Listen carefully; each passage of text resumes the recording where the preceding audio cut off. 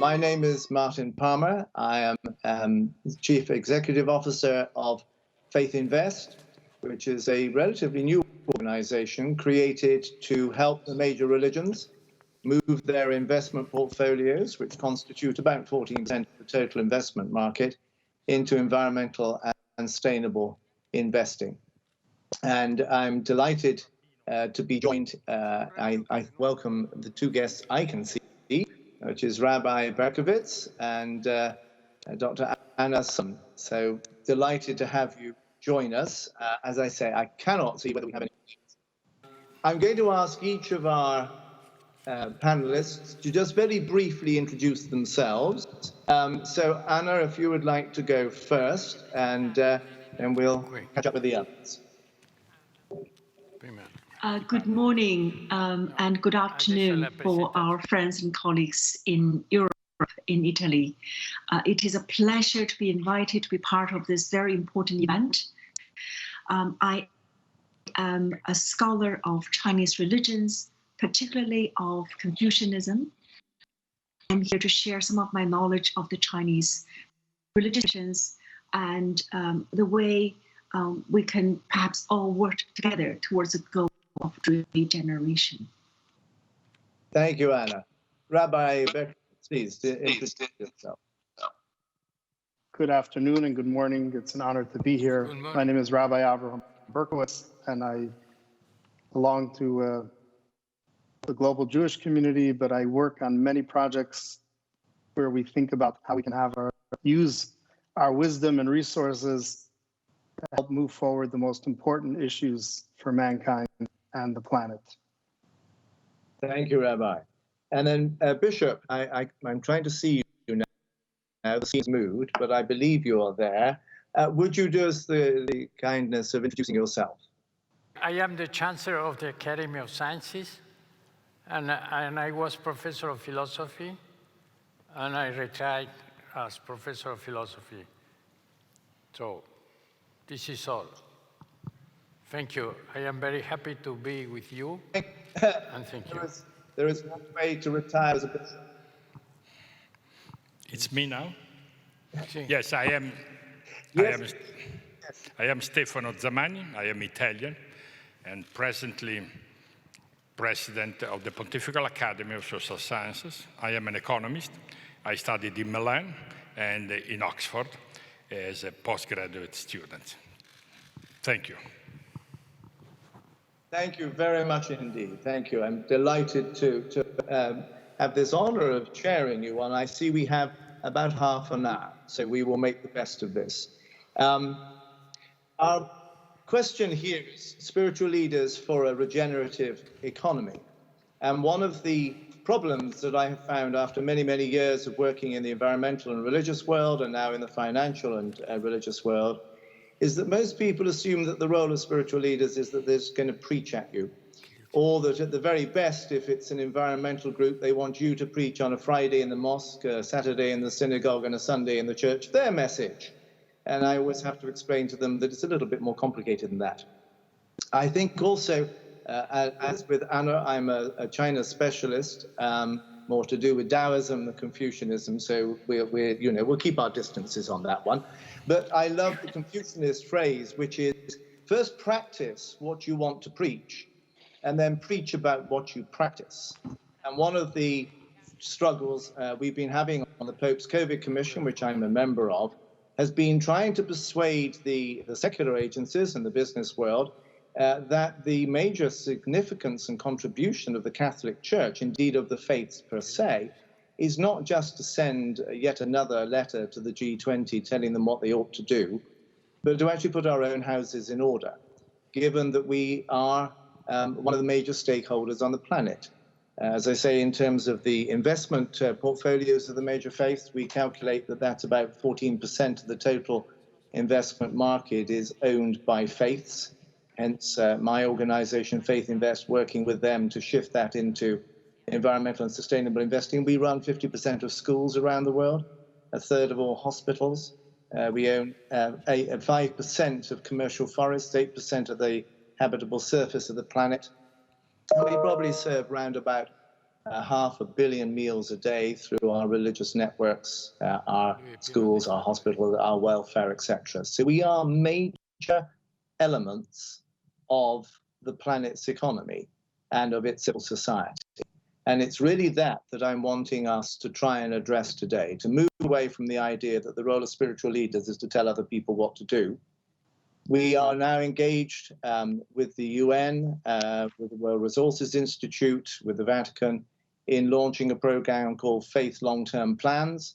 These are plans that major faiths, including the Vatican, are drawing up for a 7 to 10 year period, looking at a full audit of the assets of each faith. And we have the Taoists of China involved, the Muslim Union of Indonesia, largest Muslim organization in the world, Thai Buddhists, the Church of England, my own church, and many, many others. We have over 100 religious organizations designing long-term plans for the planet by looking at their assets and evaluating them. So it's in that context that I'm wanting us to speak as religious leaders, not in terms of how nice it would be if everybody did what we said, but perhaps about how we as faith leaders and faith communities can set a model of what to do. And I'm wondering if we could perhaps start with Rabbi Berkowitz, because I know you're very involved in dealing with the levels of poverty, the disadvantaged communities. In what way does the Jewish community give a different model of what economy could be? Thank you very much again for your introduction and all the service and good work that you do around the world. The Jewish community, ultimately, it's based on the teachings of the Torah and the traditions and the wisdom that we've been handed down through generations of what we see ourselves as responsible wardens of wealth and of society. So if you just look at economics purely from a mechanical and a business idea, then there's no heart in it, there's no compassion in it, and the capitalist idea is whoever has the most wins. But if you are allowed to use capitalism, meaning it's permitted within the faith to be a capitalist, but the purpose is not to accumulate wealth. The purpose is that you probably will be the most responsible warden of whatever sector or area of business God gave you the blessings and skills and talent to oversee. So the more you have, the more resources you have, the more levers you're able to maneuver, it has to be for the benefit of the maximum number of people and for the spreading of equality and sustenance for mankind. And the more selfish you are, then you're not following the religious practice. And that's obviously why all religions, if they're following the main ethical code of their faith, they are obligating themselves to be maximally putting out the best, the most generous structure that benefits all of mankind and not just one specific company or one specific community. So I think that it's about when you wake up in the morning and I am not serving myself. I'm not just taking care of my own needs or my family, but the more I have, the more I am responsible, because it's a divine blessing that I have this, to help the maximum number of people as possible. And would you say that in the operation of your own synagogue, for example, those values underpin everything from sort of food purchasing to where you invest, to where you bank? How deeply does that run these days? I think that now more than ever, everybody has gone deep inside themselves and in their homes and reevaluating their value and what they can do for the world. A lot of people have fallen into depression and have given up, almost practically given up, because they don't have the same means and access to the public marketplace. They're not out there. It's been the most stressful year that anyone can imagine. But at the same time, we always had essential workers going out, even during the height of the pandemic. And unfortunately, it seems like we're about to enter another phase. So I think that the idea is that we try to inspire our community and ourselves that we all are essential workers. And what does it mean, an essential worker? An essential worker is someone who's in the healthcare space, is in food and services that's urgent for people to get what they need to eat, or people in security or other critical. But if every single person figures out how they are essential and embeds that in their head, then suddenly, even in the current economic situation, we can find ways to be intentionally impactful in every area where maybe we haven't done enough. So now we're all trying to be as alert and as conscious as possible. Where can I make a difference? Because we all must be essential workers. Thank you very much indeed, Rabbi. Dr. Sun, the Chinese have this fascinating phrase, which is such a different one from the sort of ecological civilization, which has its roots very deeply in Chinese tradition. What's your sense from the Confucianist tradition, which has undergone quite a revival in recent years? What is the vision of how an ecological civilization runs economically? That is a very good question. Let me start with a story from a fieldwork visit I had to Beijing a few years ago. So I was in Beijing during the time of Confucius' annual birthday celebration, which is on September 28th. The Confucius Temple in Beijing is one of the largest temple complexes in the capital. And there was this very elaborate, beautifully put together ceremony honoring Confucius.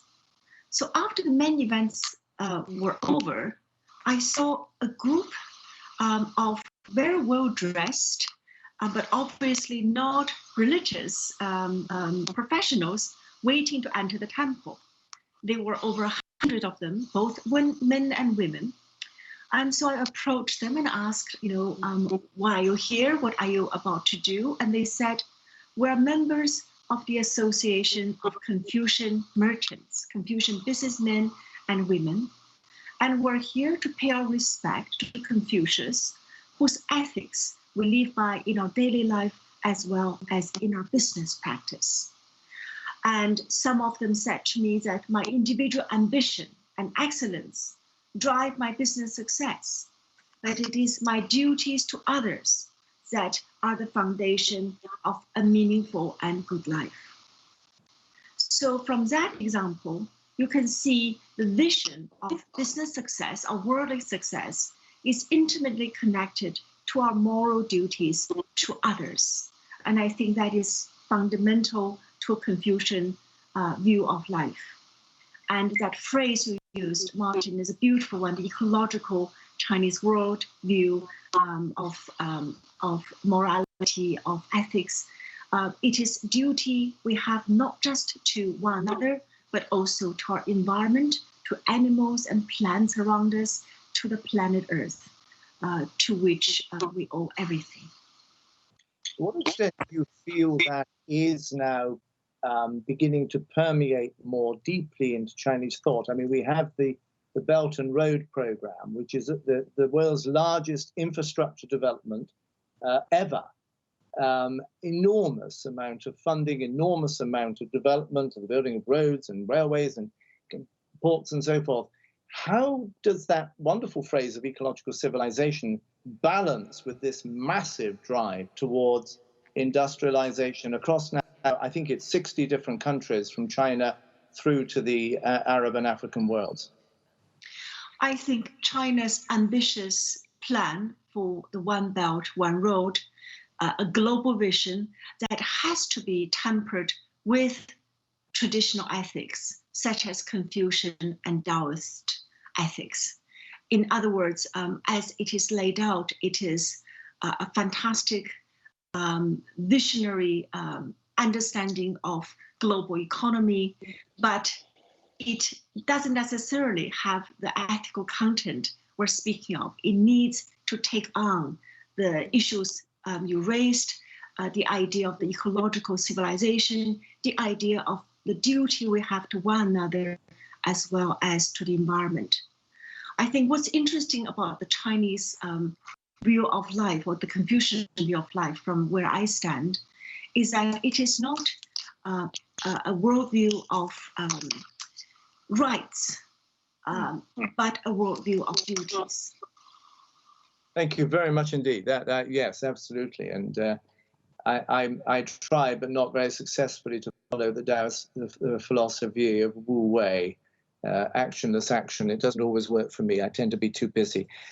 Bishop Sorondo, I wonder if I could come to you next and to ask you to reflect for us on the very considerable impetus under the current Pope on a just economics, coming out of Evangelii Gaudium, then coming out, of course, of Laudate Si, and now expressed very powerfully in Fratelli Tutti. What is your sense of the potential, if you like, in those distillations of Catholic teaching for a regenerative economy? So you can help me? Yes, it's okay? Yes, I can hear you loud and clear, Bishop. Thank you very much. Thank you. I make hellos. I am very happy to participate in this meeting. So thank you for the invitation. I like the word, regeneration. It's a very important and nice word. And we find this word in the Gospel, and especially in the letter of Jim, that say the Christ with the grace put in the history, the novelty is a regeneration. Just he used this word, regeneration. So what is the idea of the Christians and of course of the popes is that first of all, to have a good economy and to have a good society and to have a good politics, we need to regenerate the people, the single people, the persons. The first thing is regenerate with the we say the grace that St. Peter defined as participation of the nature of God. And concretely, this is the virtue, the central virtue that is in the teaching of Christ, the Christians, is the charity, the love.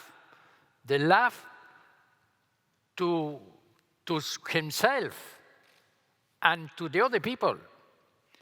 And this is just the essence of the encyclica, the new encyclica of the Pope, Fratelli Tutti. So we need, first of all, obtain the regeneration of the persons. And if we obtain the regeneration of the person, we obtain a good relation between the people and a good relation with the planet. So the first thing is regeneration. The second thing is with the regeneration, we obtain this new world, and we obtain also an economy regenerated, in the sense that this economy is made in favor of the people, in favor of justice, in favor of the common good, in favor of good teaching, of education, in favor of the things that are the good of society. So I think this is really important, the contribution that can give religion. And the second thing is, today, the idea of the Pope Francis is we don't need to have many discussion about the content of religions, the different religions, but we need to put the religion together, to act together, to regenerate the people in the love of God, in the openness to God, and in the love of the other people. And to understand the transcendence to have the human person, because this is another thing. If we is open to the transcendence of God, we can understand the transcendence of the other people and understand that the people is not only one life of the nature or some perfection of the nature, but are something more, that we say the soul, that is incorruptible soul and is for all time, and also the resurrection of the body that is promised by Christ. So regeneration is just the just word to begin to have a new world. Thank you very much. Thank you very much indeed, Bishop. I will now return to the epistle of James with a new enthusiasm, I have to say.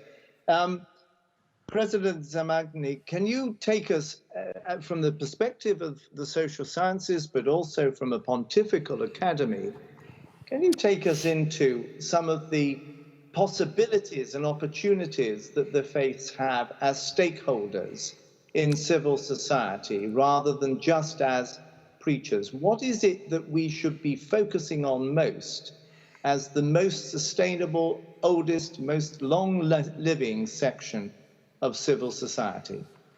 Thank you so much. Let me answer your question in a more indirect way. Why do we need, especially today, spiritual leaders for regenerate economy and the other dimensions of societies? One answer, which in a sense is a follow-up to what Bishop Sanchez Sorondo just said a few minutes ago, is to do with the fact that we need to recuperate within the public discourse the notion of fraternity. Because, as we know the story, in the flag of the French Revolution, there were three words: liberté, égalité, fraternité. Liberty, equality, and fraternity. But as we know from history, after the French Revolution, a few years afterwards, the word fraternity was cancelled, completely cancelled, and substituted by other words which are similar but not the same. Now, in particular, it is important today not to confuse fraternity with solidarity. Solidarity is important, no doubt, but is not the same as fraternity. Why? Because while solidarity is the principle of social organization that allows the unequal to become equal, fraternity is the principle of social organization that allows the equal to be diverse. In other words, fraternity allows people who are equal in their dignity and in their fundamental rights to express their vocation differently, in a different way. Now, never confuse the notion of diversity with the notion of the diversity difference, because diversity is the opposite to uniformity, but difference is the opposite to equality. So it is obvious that fraternity allows the coexistence of equality and diversity. That is why we need fraternity if we really want to implement the interreligious dialogue. Without fraternity, it's practically impossible to carry along interreligious, because I have to admit that you are diverse from me, but still we are equal from the other points of view. But on the grounds of socio-economic grounds, why the recuperation of the notion of fraternity is relevant? Because, as we know, for our well-being, we need two different categories of goods. One, which in the literature is called goods of justice. The other are the goods of gratuitousness. Now, it is obvious that there is a basic difference between the two categories, because a good of justice is such that there is some subject who has the duty, because justice implies the notion of duty. On the other hand, these are typical cases, are the goods and services provided by the welfare state. On the other hand, the goods of gratuitousness, they stem from their mutual recognition of people living in a society that there is an obligation. Now, obligation literally means ligation, to be linked together, which is exactly one way to express the fraternity principle. It is obvious that our well-being depends today more and more on the goods of gratuitous. What is the typical example? Relational goods. As you know, the notion of relational goods was introduced for the first time in economics in 1989. Before did not exist. Before existed in sociology, but not in economics. And why is that so? Because as the report on happiness that was presented a few hours ago indicates, our happiness and our well-being depends today more and more on relational goods. But a relational good is a good where the interpersonal relation accounts for determining the advantage that I obtain from the consumption of that good. But the relational goods presupposes fraternity. That is why the notion of fraternity is not only important, as I said before, to favor and implement interreligious dialogue, but also on purely economic principle. In other words, we need commodities, of course, food, many shelter, etc., but we need more and more. There is a recent report, a small book by Angus Deaton. Angus Deaton is a well-known American economist and statistician. And the title of the book is, be careful, The Death of Despair. Death of Despair. That is the title. And if you happen to read it, you will see in the United States, the rate of death out of despair are increasing year after year, much more than the COVID.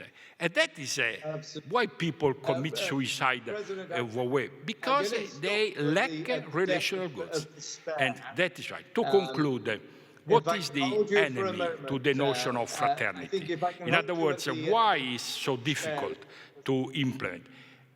We have to admit is the culture of libertarian individualism. Libertarian individualism is not enough to say individualism. We have to say libertarian individualism, which today is called singularism. As you know, in California, a few years ago, was created a new university whose title is University of Singularity.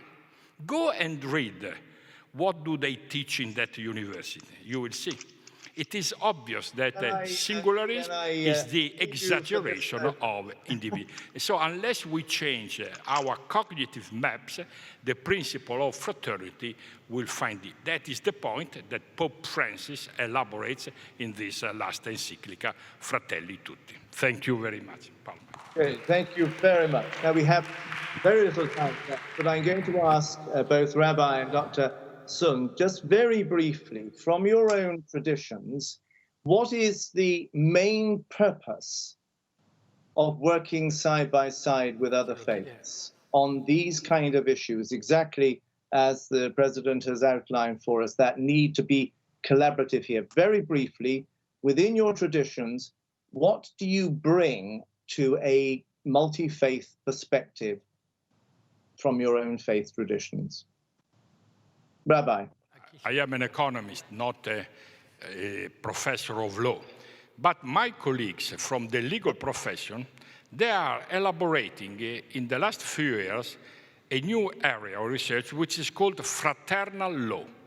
In other words, laws should change their nature if we really believe in the principle of fraternity. And what does it mean, a fraternal law? Of course, you have to penalize those who commit crimes, etc. But there is a different way of applying those sanctions if you accept the point of view of fraternity or not. And that is interesting that in an area like legal studies, the idea of fraternity is entered. Of course, I mentioned already economics, and major novelties in the last 10, 15 years in the economic science have something to do with the introduction in the assumption of homo economicus. Today, it's really like a joke. Nobody believes in the Homo economicus, because Homo economicus is an autistic person who has cut any interpersonal relations with others. So that is why to regenerate, we have to, as Bishop Sorondo said, that we have to start from a person. Thank you. Thank you. Thank you. We must allow the others to have a voice as well for a brief moment. So, Rabbi, what is it, your tradition, that you bring into the multi-faith discourse on regeneration that you would encapsulate in a very brief moment? In the Jewish community, we just finished the high holidays, and the last one was when we finished reading the entire 5 books of Moses. And we go back to Genesis, and we read in all the congregations all around the world the book of Genesis and the story of Adam, and how humanity started with one man and one woman. It was God created an individual. There was no religions, there was God and man and humankind. And therefore, we are all responsible for each other. I was driving my 8-year-old to school this morning, and she's frustrated with wearing a mask.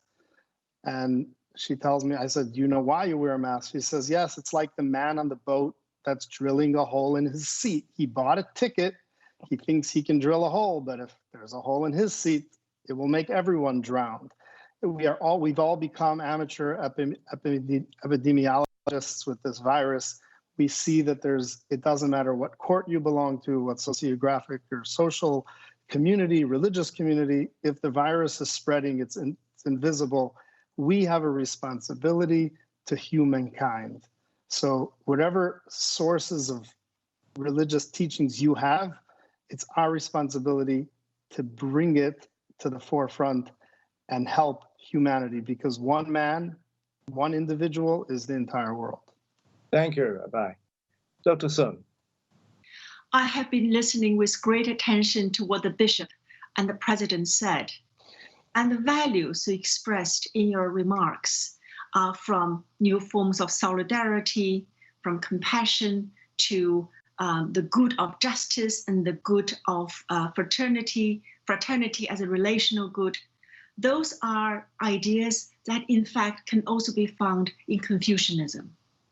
I think these different traditions have more in common than differences, especially when it comes to how to engage with one another and how to work together in terms of how to create a better life for us all. And I also think the Confucian tradition has the same kind of resistance to the libertarian individualism the president was speaking of, or the ontological individualism we see too often in the economic sphere. So in many ways, I think the religious leaders have a lot to share with business elites to talk not only of the importance of excellence in the business world, but also the responsibilities and duties we have to one another. The good of justice, the good of fraternity are as important as the good of excellence. Thank you very much indeed, Son. I think we're out of time, but can I thank you all very much indeed for participating. And I just wish I was with you there in Italy, because all the weather is nicer than it is here in England. Thank you all very much indeed, and it's been a real honor and privilege to chair this session. Thank you. Thank you, Martin. Thank you. Good to see you. Thank you.